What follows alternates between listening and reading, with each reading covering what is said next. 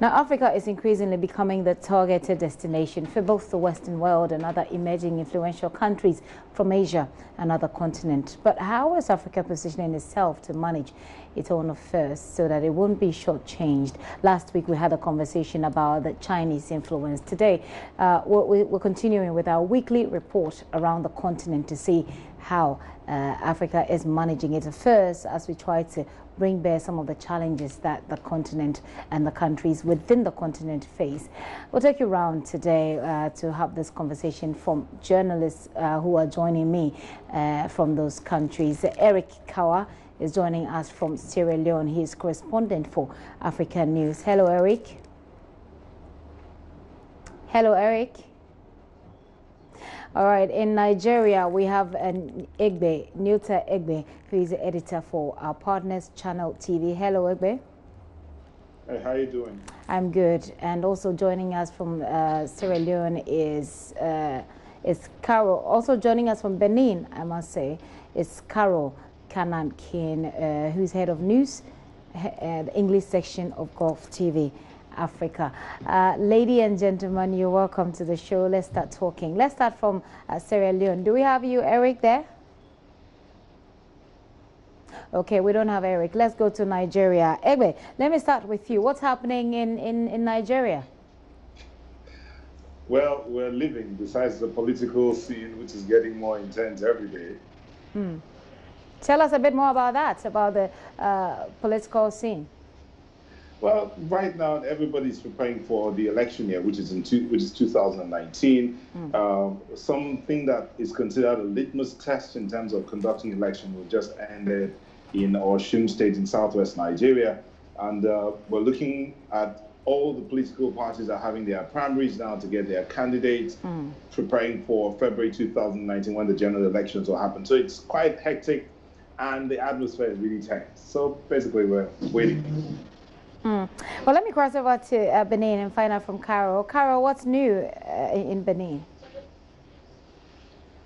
Yeah, there are several big issues this week, starting with the fact that Ajavon Sébastien Germain, a tycoon in the domain of food and chicken frozen supplying, is appearing this Thursday in front of the Court of Repression of Economic Infractions and Terrorism. So that's the number one issue. And also the second one is about a letter sent by the former president of the Republic to his Facebook account. Okay. Well, I'm going to go back to Nigeria and speak a bit more about this political atmosphere. Egbe, that you tell me. I understand that at a point there was a member of the government that resigned to contest the presidency, to contest the president, who happened to be his friend, apparently. How is that panning out? There are several people that resigned from government, but none of them resigned to contest the presidency. A member of parliament, a member of the cabinet, who was a minister, resigned, Minister of Women's Affairs, to contest for the governorship in her state. Besides that, the other ministers in cabinet also resigned to contest different positions in their state. But the only person that is contesting for the presidency is the Senate president right now. Well, he's contesting for the presidency in 2019. Right. So he hasn't resigned yet. Okay. Okay. And how is he able to still hold on to his position and contest and campaign, or is it that the time for campaign isn't up yet? Well, they're doing what we call mini campaigns all over, all of them. But the Senate or the Parliament is somewhat in recession right now. They're resuming in the next few weeks. They've been in recession for about 3 weeks to a month. So it's not really like a problem to him and to his other members of Parliament who are also campaigning for one position or the other. Several members of Parliament are contesting for different positions in their own states. Okay. So that's about the politics. But in Benin, we just had Carol tell us about terrorism, which is something that a part of it happening there as well. We know that Nigeria has had this issue with Boko Haram over the years. Is that getting any better? Is there an improvement so far?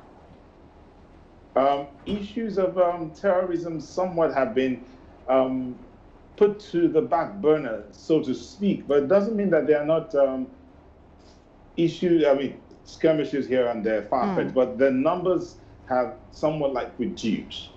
But when you talk about politics in Africa, I'm using Nigeria here being the example, sort of, but it looks as if whenever we start the political situation or the political play here and there in Africa, everything else goes to sleep. Governance is put to the back burner. Yeah. Every other thing is somewhat rested until the politicking is over, which is not good. Part of what we were talking about the last time, Africa needs to begin to look inward.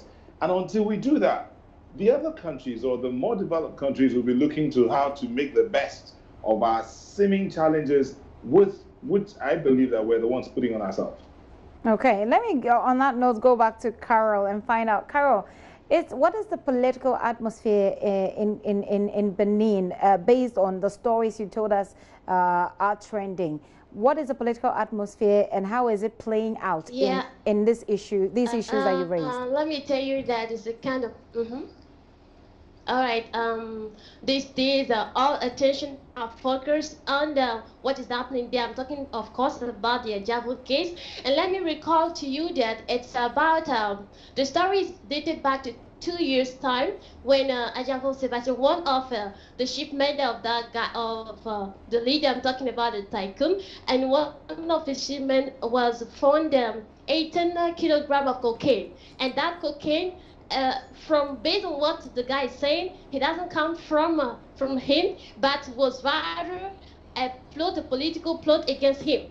And let me tell you that the guy was vying for the 2016 presidential election, but unfortunately he came third. So let me tell you, let me just add that it's quite a tense atmosphere here in Benin, and he didn't appear this day in court. So the hearing was postponed to future dates. I don't know exactly. We're yet to have the confirmation when exactly is that hearing going to take place. Interesting. I'm going to take final words from you, gentlemen, about generally Africa and the week. Lady and gentlemen, I beg your pardon, about the week and how it's been. I mean, we've talked about the politics, but the week and how it's been. What have your editorials been so far as we move forward into another week? Let me start with you, Carol.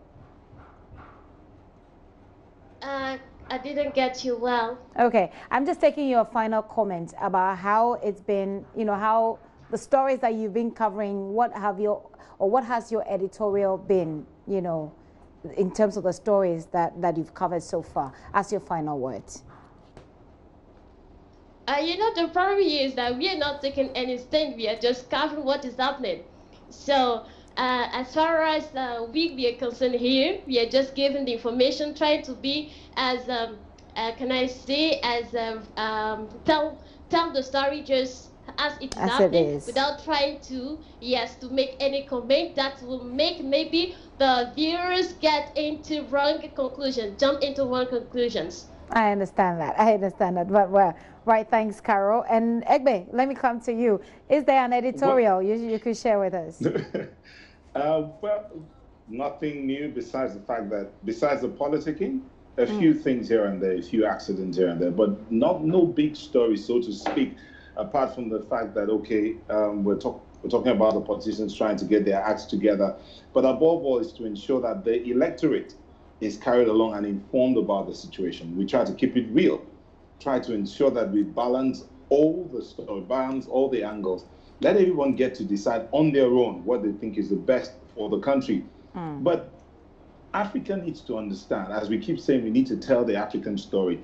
African leaders need to understand, as your president said many times that he's going to speak, African leaders need to understand that there is so much that the world is expecting from Africa. And if we do not put our acts together, then they will come and take it to their own advantage and our disadvantage. So we journalists need to ensure that we balance the stories and tell the stories that ought to be told as they ought to be, so that the people can get to make up their minds and then hold their leaders accountable. That's a very important point to make. Lady and gentlemen, thank you so much. Unfortunately, we couldn't get through to Sierra Leone, but let's keep talking. Let's keep talking about what's happening in our countries on this continent and how we can take this continent forward. Egbe, there. He joined us from Nigeria. He's with our partner station Channels TV there. Also on the line or on Skype with us was Carol, who joined us all the way from Benin. She's with Gulf TV. Ladies and gentlemen, once again, thank you very much. We get back to you next week.